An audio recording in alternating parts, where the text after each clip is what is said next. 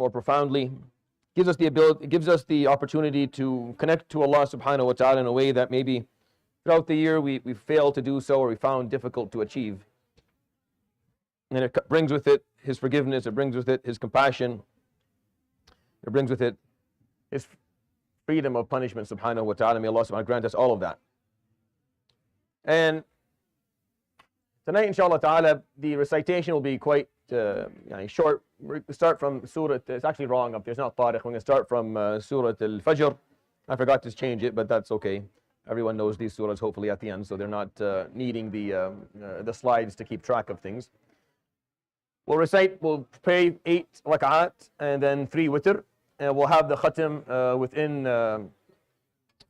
rak'at al-witr, as we usually have dua almost every night, so I won't change anything up to make it confusing or anything. We'll keep it nice and simple. I'll pray rak'at al-witr, and the final rak'ah of witr, I'll recite the last 3 surahs of the Quran, and then we'll make ruku'ah, we'll come up, and then we'll make the dua of al-khatim so that people aren't confused. There's different ways to do khatim. You can do it outside of witr, you can do it in dua before ruku', so you can conclude the recitation of the Quran and immediately begin to make dua. But usually when I tried that in the past in different places, whenever you were finished your dua, you said Allahu Akbar, everyone went down to sujood. No matter how many times I explained that it's going to be ruku' next, they still went down to sujood, so it was defeated the purpose. So I put it in witr just to make it a little bit easier for everyone, inshallah ta'ala. This is the second khatim of the night, or the day. The first khatim was after Asr with Sheikh Ra'id and his group, and it was a blessing to attend that one. And then we're going to have this khatim during Taraweeh, and then later on in Tahajjud we're going to have a third khatim. The khatmah that began in the middle of Ramadan, Sheikh Aman and his group began this around 2 o'clock every night. So tonight we'll have it. I'll tell you the timings, inshallah, after Isha. There's a specific timing for tonight. It's a little bit different than the previous nights.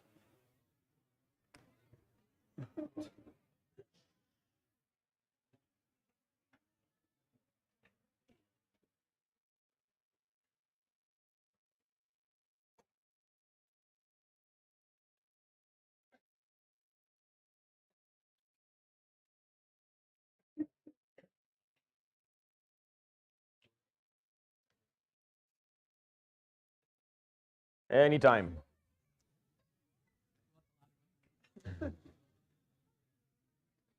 All right. The recitation tonight is going to have a very small portion of the Quran, but I will share with you the themes of what we have left, and we'll talk maybe about 1 or 2 verses, inshallah, prior to Salat al-Isha. Juz' Amma is divided into 4 groups of surahs. Juz' Amma is what most children memorize most people memorize when they're children. Most human beings know, inshallah. If you don't, you should try and work your way through Juz' Amma well. And then if you want to be ambitious, make sure you get the Mufassal from Qaf to Al-Nas. But Juz' Amma has 4 groups. The first group consists of the first 3 surahs.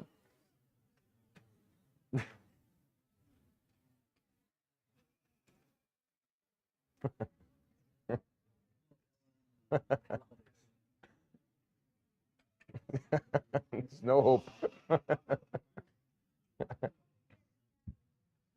In the first group of surahs from An-Naba to Abasa, the first 3, they just talk about the 3 components of faith, which is what Allah subhanahu wa ta'ala wants, what you need to achieve your goal, and what your standard of ethics are. And that's Naba, Nazi'at, and Abasa.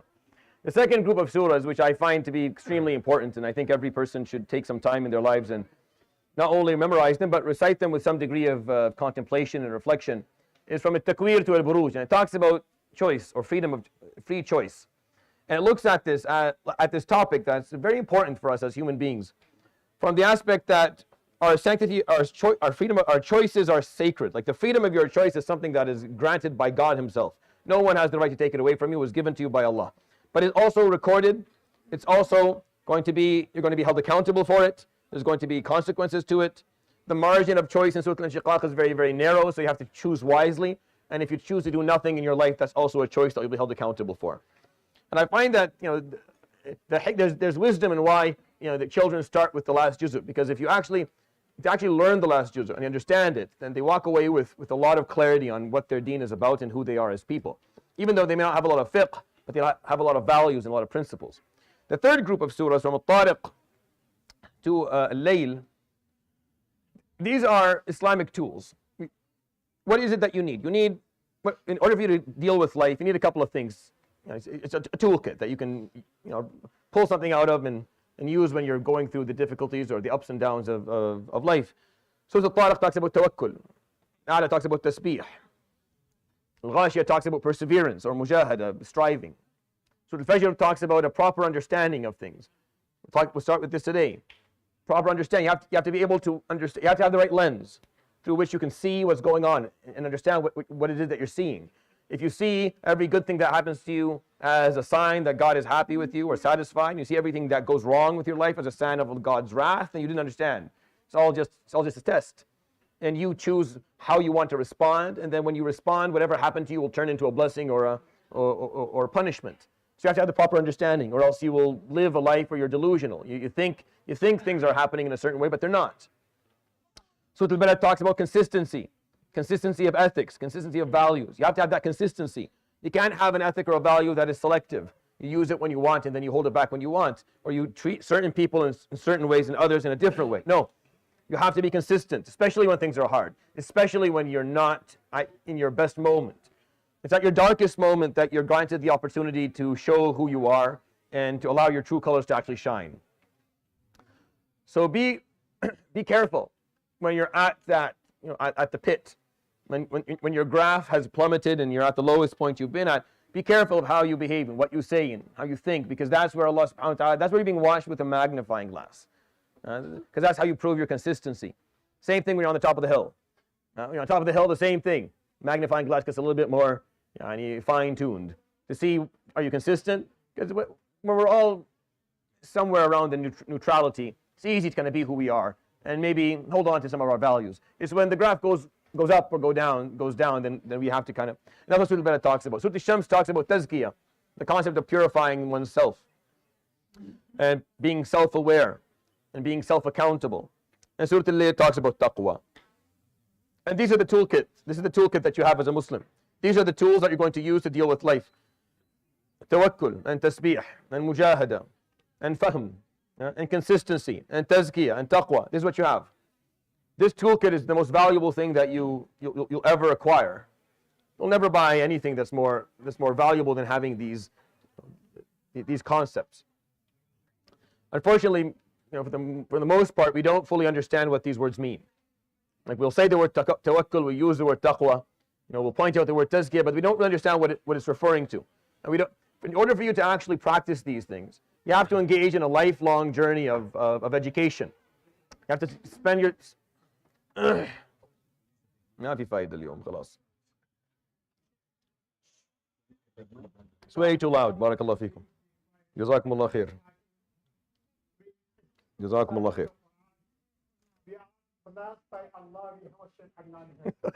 جزاك الله خير. Okay, sit.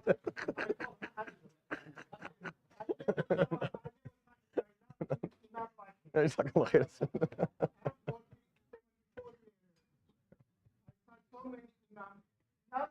استغفر الله يا شيخ الله يبارك فيك حياكم ان شاء الله جزاك الله خير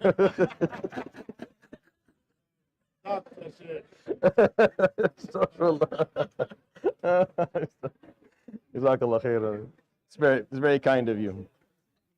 May Allah bless you, inshallah. May Allah bless you, and jazakallah khair. I am not even remotely close to what you are saying, but jazakallah khair, and thank you.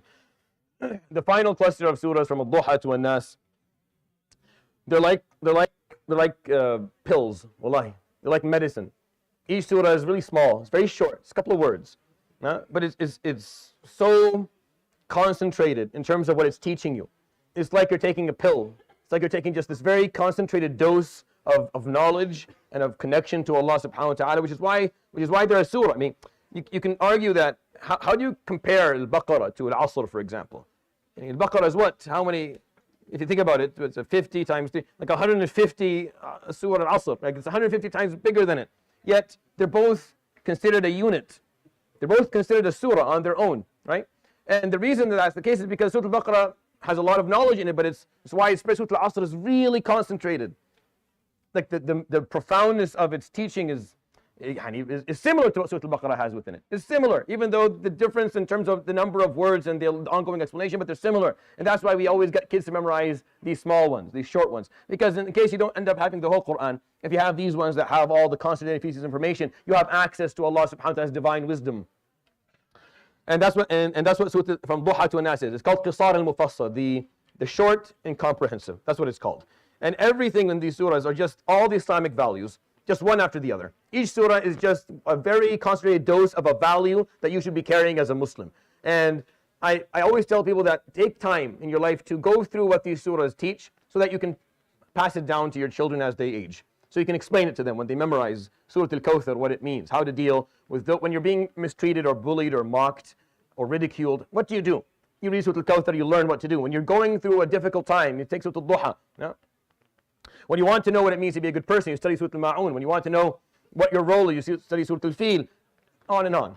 You take these surahs and I've done them a couple of times. Sheikh Mustafa has run like a course, an IDA course. This is the third time around that he's run just in tafsir of Juz Amma. The goal was to maybe the students who take it on, they can learn the actual meaning of these surahs so they can enjoy it. So that when you recite Al-Kawthar and Al-Asr every rak'ah, you get ajr inshallah because you know what they mean. You know what they're teaching you. And you're reflecting a little bit on those teachings, on those learning points. And that's very valuable. And there's nothing wrong with reading the same surahs. If you do it just because you're lazy, then that's one thing. But if you do it and you understand what it said and you enjoy the meanings that are being shared, then there's ajr in that even if you only recite the same surah. There's a man Sahabi by the name of Muawiyah ibn Muawiyah. And he was caught once praying a fard, and in both rak'at he recited Al-Ikhlas. And then he did it again, so they took him to the Prophet ﷺ and said, this guy, all he does is Qul Allahu Ahad, Qul Allahu Ahad. It says both, it's not like every salah, it's like in both rak'at, the first rak'ah and the second. So he asked him, ألا تحفظ غيرها? Do you not know another surah? قال بلى ولكني أحبها ففيها صفة الرحمن. But I love it because it has a description of the Rahman. فقال هنيئا لك. Enjoy. If that's why, then go ahead and enjoy. I hope that's why we do what we do, but that's why he did it anyways. So what I'm going to do is we're going to choose a few of the ayat. Oh, Jazakallah khair. Oh, Barakallah fiqh. Oh, thank you very much. Very kind of you. You didn't write the card? Okay. All right. That's a very awkward disclaimer, but okay. Jazakallah khair. Thank you. Inshallah. Okay, Barakallah fiqh. Jazakallah khair. All right. So let's do ayat 24 of Surah Al-Fajr. Let's start with that. If you have the yeah. أعوذ بالله من الشيطان الرجيم بسم الله الرحمن الرحيم يقول يا ليتني قدمت لحياتي. At the end, when it's all over, this is the word that comes out of the mouth of the human being. يقول يا ليتني قدمت لحياتي. It's a very peculiar phrase. You can only understand it if you're able to comprehend what's happening or what this person is facing. What happens Yawm al-Qiyamah is that you realize how short this existence was and how vast the one that's coming is. You realize how short this life was, how almost insignificant it was in comparison to what's coming ahead, the time that's ahead of you. So when you see that, and you see that that was life and this is life, you start to see that the life that's ahead of you is actually the life you should have been focused on. Is the life that you should have been trying to make sure you're going to get out of it what you wanted. Because you stop seeing the life that we're living right now. So we talk about death, right? Death is just the beginning of the actual life. Death is just a transition point from which you're going to go from this life to what Allah subhanahu wa ta'ala describes as al-hayawan, meaning actual life, like the epitome or the pinnacle of life. Okay? True living is going to happen after. Right now we're in it's a beautiful life, it's a beautiful existence, but it has a lot of pain and sorrow and agony and suffering and failure, and there's limitations to everything within it. True life comes later with Allah subhanahu wa ta'ala on the Day of Judgment. So the person who finally realizes that, a person who did not realize that in dunya, and comes and realizes it Yawm al-Qiyamah, the first thing that comes out of their mouth is, Ya laytani, I wish, qaddamtu li hayati, I put something forward towards my actual life. Qaddamt is when you offer something, you put forward an offering of some sort. Qaddama, you offer something. Qaddamtu li hayati, I wish I made offerings for this life. I wish I'd sent something from that first one over to this one, so I had something I found something here, but he didn't. They didn't find anything because the whole focus was just building in dunya, was wanting to have the perfect life here. And the investment was all now, and the investment was for this time. This time is short, ya akhi. It's very short. Like it's not worth it. Like by the time you have enough status and wealth and to enjoy it, you're old. You're old and all your bones hurt. All of your joints don't function well anymore. And you have a higher risk of getting all these diseases and all these different sicknesses. Your health is not what it once was. Like the way it's designed is not actually for you to focus on it. Like even if you didn't know about akhirah, you would still feel this. It's not designed for us to focus, because when you're young and healthy and full of life, you're broke. You have no money.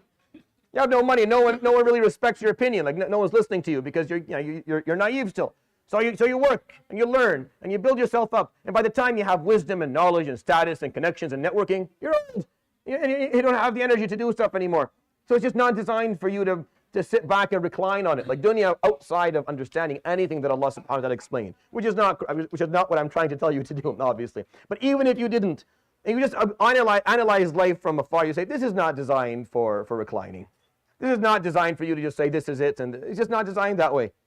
كمثل غيث أعجب الكفار نباته ثم يهيج فتراه مصفرا ثم يكون حطاما. This all this this. How many times is this ayah in the Quran? Yeah. Time and time again, Allah subhanahu wa ta'ala talks about مثل الحياة الدنيا كماء أنزلناه من السماء فاختلط به نبات الأرض فأصبح هشيما. Time and time again, all life is just water from the sky. Something comes out, it's green for a while, then it turns yellow, and then it dies, and then it's gone. It's gone, never to be found again. It's lost forever. That's all it is. That's what we are. We come out, we're green for a bit, and then we slowly shrivel down, and then we're not here. Life is then. يقول يا ليتني قدمت لحياتي. I wish I put something forward to this life. فيومئذ لا يعذب عذابه أحد ولا يوثق وثاقه أحد. On that day, no one punishes like Allah does, and no one will shackle you like Allah subhanahu wa ta'ala will. May Allah subhanahu wa ta'ala grant us the freedom of punishment on the day of judgment and the ability to work towards our real life. Allahumma ameen.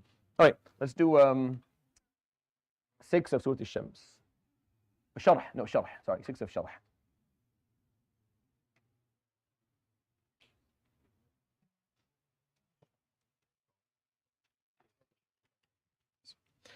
إن مع العسر يسرا. Yeah. Surah Al-Sharh tells you don't worry.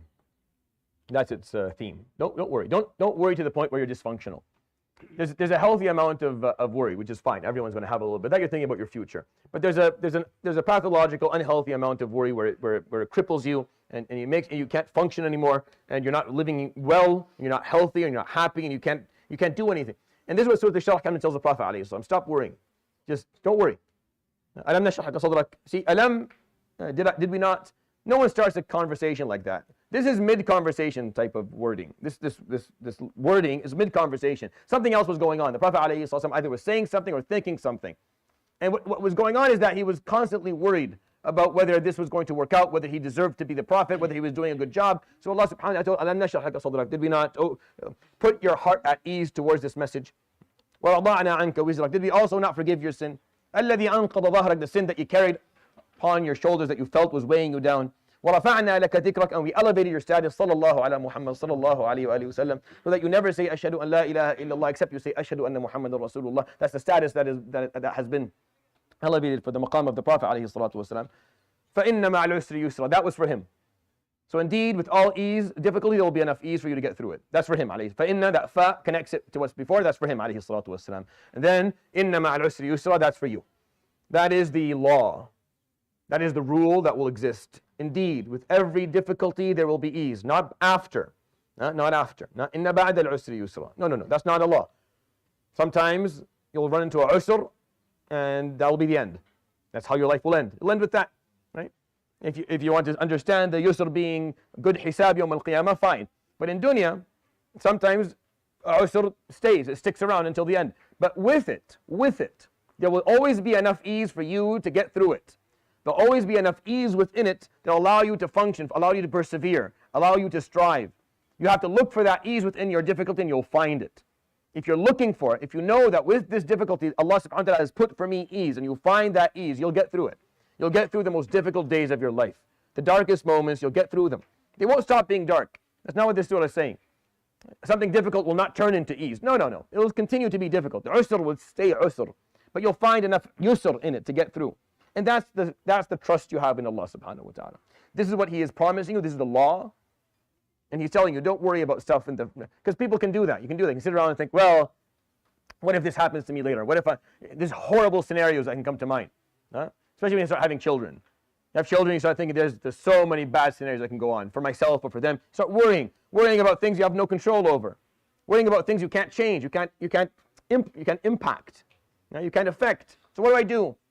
What do I do? There's so many things that can go wrong. So many things go wrong for me and for my loved ones. What do I do? It's so difficult. Inna ma'al usri yusra. Whatever difficulty is dished out for you, you'll find enough ease in it to get through. Stop worrying. Wallahi, it puts your heart at. Wallahi, this gives you enough. It puts the heart in a state of calmness there's nothing like it. Wallahi, this ayah is designed to give you that calmness, that serenity. You can just relax. Don't worry about something you can't change, you can't affect, you can't do anything. Just leave it. If it comes your way, if that usr comes your way, you'll find enough yourself to get through it. Don't worry. Focus on this task at hand. فَإِذَا فَرَغْتَ فَانْصَبْ وَإِلَىٰ رَبِّكَ فَارْغَب. Do your thing. What's your thing? What's your job? And then once you're finished your da'wah, fansab, try again. Keep on going. وَإِلَىٰ رَبِّكَ فَارْغَب, and draw yourself closer to Allah. That's what you can do. That's what you can control. Do that. That's what you can control. Do that. Forget about everything else. I hope that's helpful. It's a beautiful teaching. Let's do ayat 8 of Qari'ah. Anyone? فأمه هاوية. Is that 6? Oh, 6, sorry. Do 6, not 8. One before it, just so I can explain it. فأما من ثقلت موازينه. Now, Surah Al-Qari'ah. Al-Qari' is to hit something so hard that you change its substance. You change its makeup. It's not the same thing anymore. That's what qari' means. Tarq is you knock, you shake it, it makes sound. Qari' is when you hit it and it's no longer the same thing after you hit it. Like it changes in nature. And that's what Allah subhanahu wa ta'ala calls Yawm al-Qiyamah, al-Qari'ah. It's the event that comes and it changes everything. Nothing is the same. Nothing. The laws are different. The universe doesn't function the same way. The laws that govern humanity is no longer the same anymore. In dunya, status, and it was wealth, it was connections, it was networking skills, the people you knew, how much power you had. That's how the certificates and the PhDs that you had on the wall. That's kind of what you all that put together is what made you or gave you who you were. That's who you ended up being. All the letters before your name and after it, and how big your signature was, and all that. Yawm al-Qiyamah is Qari'ah. It comes and it breaks everything. Everything is very, very hurt. This hurts the human soul. The human being is not ready for this. Will struggle Yawm al-Qiyamah because it's just you lose everything really quickly. Like really quickly, everything. You lose absolutely everything. Possessions are all gone. The universe doesn't function the same way. You don't have the sky and the cosmos aren't there, and the sun looks different, and the moon's gone. Your house doesn't exist. It's burnt out. It's not there anymore.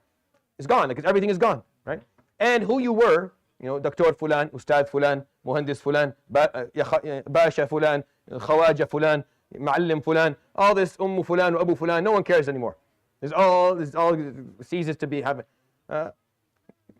People who cared about you, people who said nice things about you, thought highly of you, doesn't matter Yawm al-Qiyamah. Doesn't matter. All of the accomplishments and the achievements, all of this stuff, it's all worthless. All that's left that has any degree of importance, فَأَمَّا مَنْ ثَقُلَتْ مَوَازِينُهُ, is how heavy are those scales. That's it. That's the only thing that matters. How heavy are those scales? Heavy? Good job. You're going to be فَهُوَ فِي عِيشَةٍ رَاضِيَةٍ. That person will be in a satisfied living condition. They weren't heavy. وَأَمَّا مَنْ خَفَّتْ, they were light. Well, nothing will make up for that. There's absolutely nothing that will make up for that. So you can't take the money in your bank and throw it into the scales, Yawm al-Qiyamah, to weigh them down. You can't throw your certificates and your degrees there. You can't throw the status and the power and how much people liked you. So what? Let's say every person here thinks I'm a good person. What does that mean? Does that make me a good person to Allah subhanahu wa ta'ala?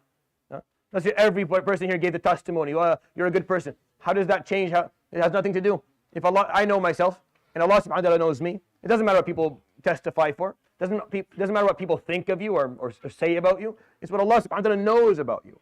It's what you know about yourself that's going to matter Yawm al-Qiyamah. Nothing else matters. The Prophet ﷺ tells us about a man, رَجُلٌ بَدِيرٌ, كبير القوام, big man, big guy, door of a man, standing Yawm al-Qiyamah. And he's watching his scales, and Ya akhi, the scales are very light. The scales would not, there's nothing, they're putting stuff in the scales and it's not weighing. It's not weighing down, and the other scale is heavier, and it's not, and he panics. قال فيرمي نفسه. So the guy jumps right into the scale himself. He's a big guy, hoping he can weigh it down. قال فلا يزن عند الله شيئا. And he has no weight. He has no weight عند Allah. فلا نقيم لهم, right? يوم القيامة وزنا. They have no weight يوم القيامة. Not just physical weight, but figurative weight. Because the word weight, we use it even figuratively. Someone, fulan has weight. Not that they're fat like me, but no, they have weight. They have status, people care, people listen. They say something, it'll make a difference. Yawm al-Qiyamah, they have no wazn. They have no wazn. Except man thaqulat mawazinuhu. That's all that matters. Everything else is forgotten. I'm not telling you not to accrue wealth and study and have, no, I'm just saying that if that's what you think is going to make a difference for you Yawm al-Qiyamah, no, if you're doing this stuff, if you're accruing wealth and you're studying and you're building networks and you're becoming powerful, and that is not being used to make your scales heavy Yawm al-Qiyamah, they're a waste of breath. They're a waste of time. If you're not using all of that to make sure that your skills Yawm al-Qiyamah are heavier, then you're wasting your time. So make sure that whatever it is that you do in this world, achieve, ya akhi, become very successful, but make sure that success is going to reflect on the weight of that scale.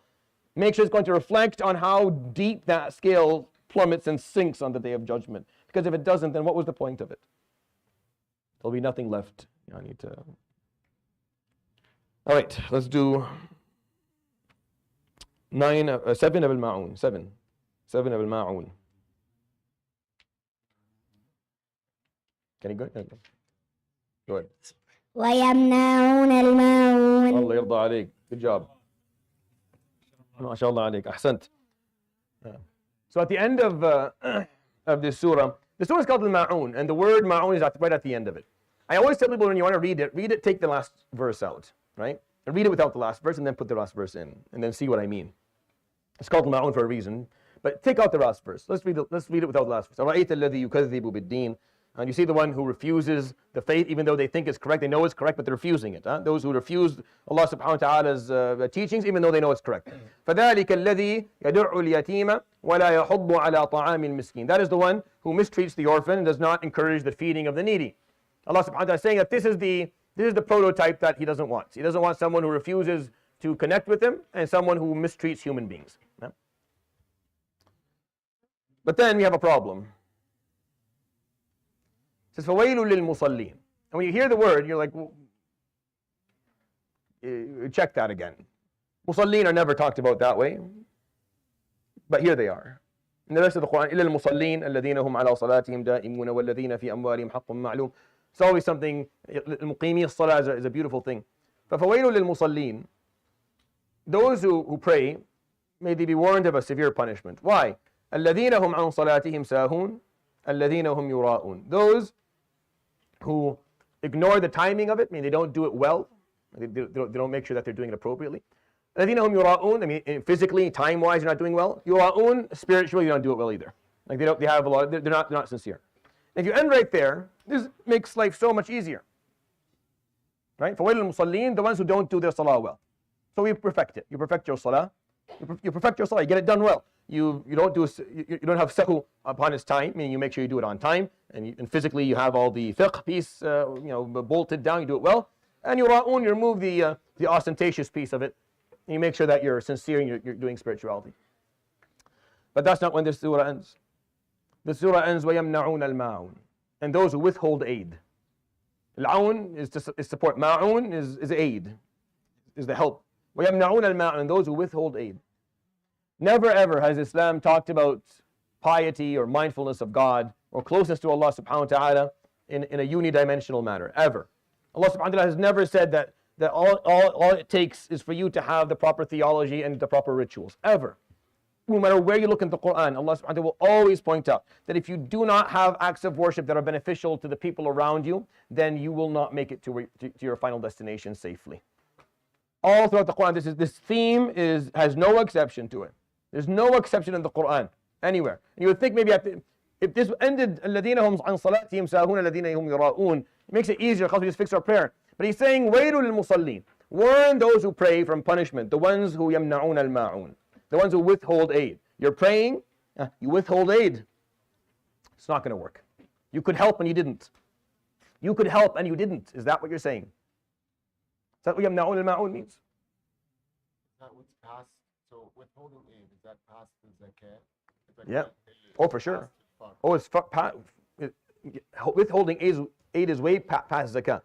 Sadaqah is sunnah. Now, those who attend my the usul fiqh, I explain to them the same ruling can have 4 or 5 different rulings. Really. Sadaqah is haram if you're in debt and someone's waiting to be paid and you go give sadaqah. No, you have to pay the person who is haram. So sadaqah can be haram if you're in debt and the person who you're in debt to is waiting to receive their loan and you go and take some of that wealth and you give sadaqah. It's not yours to give. It's haram. And sadaqah can also be wajib if someone's starving beside you. You give your zakah and there's someone left starving, you are obligated to give them. It's an obligation. It's a communal obligation. It's not sunnah anymore. Sunnah is the default one. Sunnah is the default ruling. Everything has a default ruling. But then the ruling changes as the context around it changes. That goes for everything. That goes for almost everything that's not specifically a ritual. That goes for everything that's not salatul fardi, wal siyam, wal hajj and whatnot. Everything that's not that its ruling will change based on context. يَمْنَعُونَ الْمَاعُونَ, aid. Aid as in people are in need of it. That's the word ma'un means. Al-ma'un means someone is asking for help. You don't use the word ma'un unless someone's asking. Meaning someone is saying, I need help. I am in dire need. So what you give them is called ma'un then. It's not aun anymore because they're asking for it. يَمْنَعُونَ الْمَاعُونَ, they withhold aid. They withhold aid. They could help but they didn't. They could help but they didn't. You understand how hard this ayah makes it all? The surah is called ma'un. You would think it's about salah, but it's not. It's not. Yeah, you can pray, but if you withhold aid, you can perfect your prayer. Good, you should. Because Allah does not like الَّذِينَ هُمْ عَنْ صَلَاتِهِمْ سَاهُونَ or الَّذِينَ هُمْ يُرَاءُونَ. But if you don't, قالوا ما سلككم في سقر قالوا لم نكن من المصلين ولم نكن نطعم المسكين. We didn't pray and we didn't feed the needy. We didn't feed the needy. The second answer. This is someone in Jahannam who is realizing why they're being punished. Right now, I'm speculating for you, but this person is answering from this answer, the words you just heard, came from the depth of Jahannam. وَلِيَّاذُ بِاللَّهِ. The words you just heard came from someone in the depth of Nar. They're in Saqar. They're in a deep pit within Jahannam. And these words are coming from his mouth as he calls back. لَمْ نَكُ مِنَ الْمُصَلِّينَ. We didn't pray. We ended there. We just ended there. وَلَمْ نَكُ نُطْعِمُ الْمِسْكِينَ. And we did not feed the hungry. We did not feed the needy. وَكُنَّا نَخُوضُ مَعَ الْخَائِضِينَ وَكُنَّا نُكَذِّبُ بِيَوْمِ الدِّينِ حَتَّى أَتَانَا الْيَقِينَ. This is someone speaking from Jahannam. نسأل الله سبحانه وتعالى السلامة. All right, let's do Al-Falaq. Recite the first 2 verses, please. بسم الله الرحمن الرحيم قل أعوذ برب الفلق من شر ما خلق. Very good, thank you. Jazakallah khair. Ahsant. At the end of the Quran, you have these two gems of surahs, Al-Falaq and Nas. One is horizontal, the other one's vertical. Surah Al-Falaq is a vertical surah. It talks about protecting yourself from harm that comes from without, and Surah Al-Nas talks about protecting yourself from harm that comes from within. Surah Al-Falaq starts from the most general aspect of harm. قل, say, أعوذ برب الفلق, I seek refuge in the Lord of creation. Al-Falaq is creation. Everything that in falaqa, something that was where you understand that Alhamdulillah, فاطر السماوات والأرض, something that was not and suddenly it exploded into existence. Al-Falaq, that is creation. So say, I seek refuge in the Lord of creation. من شر ما خلق, from the evil of all that He created, the most general term. وَمِن شَرِّ غَاسِقٍ إِذَا وَقَبْ, and from the evil of darkness when it covers the light, when darkness starts to cover. When darkness and oppression and dhulm, and when that darkness starts to cover whatever is left of truth, when that starts to happen. فَمِن شَرِّ النَّفَّاثَاتِ فِي الْعُقَدِ, and from the harm that comes from people who put obstacles in your way. Nafth fil uqad is not necessarily a phrase regarding sihr. Nafth fil uqad is putting obstacles in your way. Al-uqda is an obstacle. Someone who puts difficulties in your way, tries to get you to fall, tries to get you to fail. Those who don't want you to do well. وَمِن شَرِّ حَاسِدٍ إِذَا حَسَدٍ, and from a spot of envy in the heart of another human being. You seek refuge in Allah subhanahu wa ta'ala from the evil of everything, and the evil of darkness as it covers the light, and the evil of those who make your life a little bit more difficult, and for the evil of a spot of envy in the heart of another person.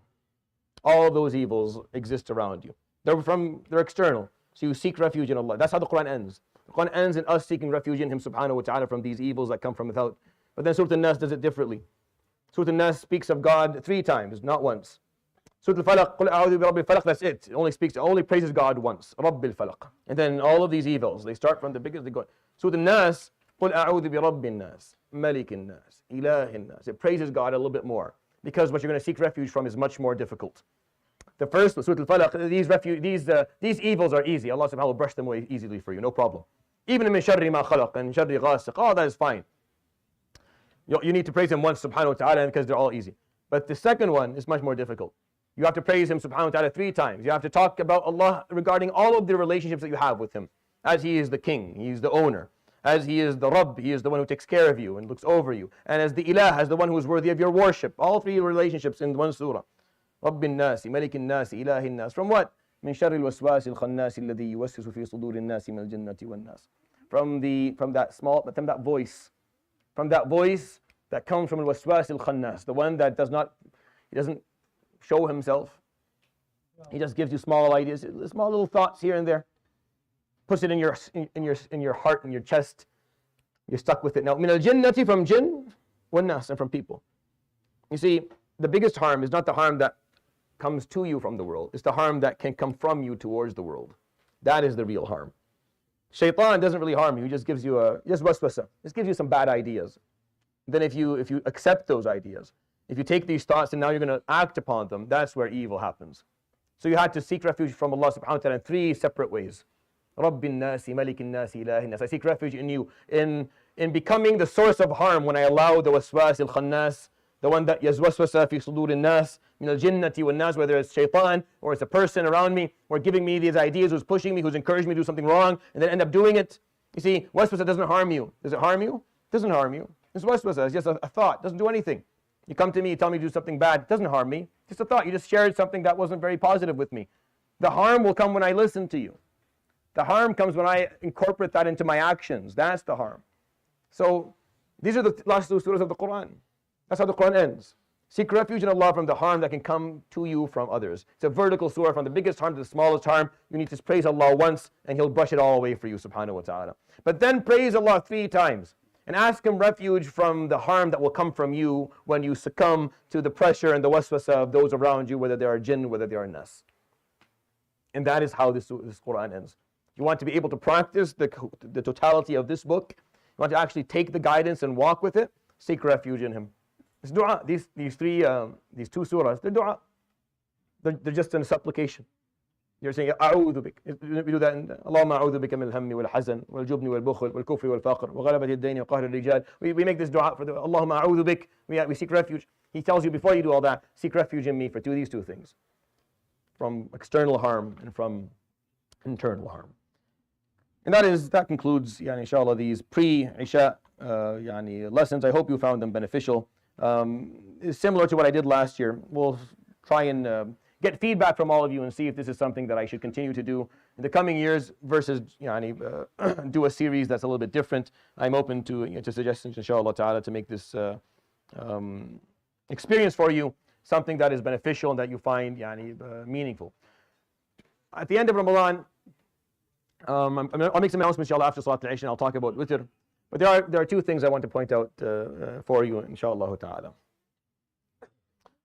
First of all, the value is not the number of people that are praying in a masjid. There is no real value in that. It's not what actually changes the world. What changes the world are the intentions of the people in the masjid in terms of what they're going to do outside of it. When we talked about Musallin, there was a part of Salah they had to fix. You came, you fixed that. And now there's the Yamna'un al-Ma'un part that you have to go and fix. And without these 2, the equation will not be complete and the balance will not be achieved. So remind yourself of this, that when you come to Allah subhanahu wa ta'ala, He opens His doors to you and He fills your heart with a certain degree of His reverence and His love subhanahu wa ta'ala. You find a truth that you did not have before. And now you have clarity. Then I'll make sure that what you have now, this new discovered clarity that you didn't have before, make sure that's going to translate into something meaningful and practical within your life. Make sure that's going to change the way you live on a daily basis, what you do with your life, where you go with it. Because if it doesn't, then I'm sorry to say that there was no real benefit from that. Inshallah, you get ajr, inshallah. But ajr, without a long-term plan of a life-changing way of going by things, is not going to be that meaningful. And that's something that I want you all to take some time and reflect upon, because that's why we do all of this. The point that we run the Ramadan the way that we run it, and we try to fill it with durus, and we make sure that is that to give you the space so you can contemplate these things. So then after Ramadan, our ummah finds its way back to where it once was. I know it seems very far back, but it's not that far ago. 100 years ago, things were significantly better than they are today. I don't think there was as much awareness amongst the ummah as there is today, which makes me optimistic. But it was better in a general sense. A second piece, and I'll just say this in passively before we go for salah. Consider tonight before you leave to help us with keeping this place running. A small monthly donation helps us just cover our operational costs. They're very low. Most people here, myself, and everyone else who you see working, they do this for free. They don't take anything at all. There's no money that goes into anyone's pocket. The operational costs are actually not very high in this place, but they do exist, and they do require like a little bit of communal support. So consider that as something to do for us before the end of Ramadan, to allow us to plan, because usually post-Ramadan we come up with the year-round planning of the different durus, series, lectures, programs that you want to run, especially with the new facility outside with the tent. There's a lot that we're hoping to do, inshallah ta'ala. We can only spread our wings as far as people allow us to spread our wings. We can only plan out for as much as we have the ability to plan out in terms of resources. So something that I ask everyone to consider doing, inshallah ta'ala, before the end of this blessed and holy month. I'll make a few announcements, inshallah, regarding zakah and whatnot after Salat al-Isha, inshallah ta'ala. سبحانك اللهم وبحمدك اشهد ان لا اله الا انت استغفرك واتوب اليك وصلى الله وسلم وبارك على نبينا محمد وعلى اله وصحبه اجمعين جزاكم الله خير وبارك الله فيكم.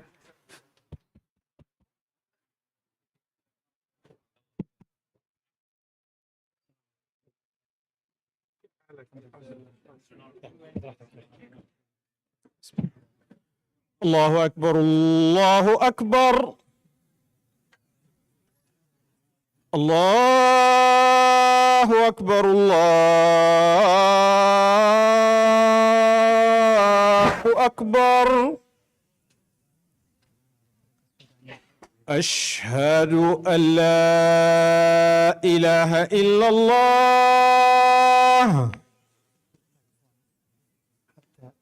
أشهد أن لا إله إلا الله أشهد أن محمد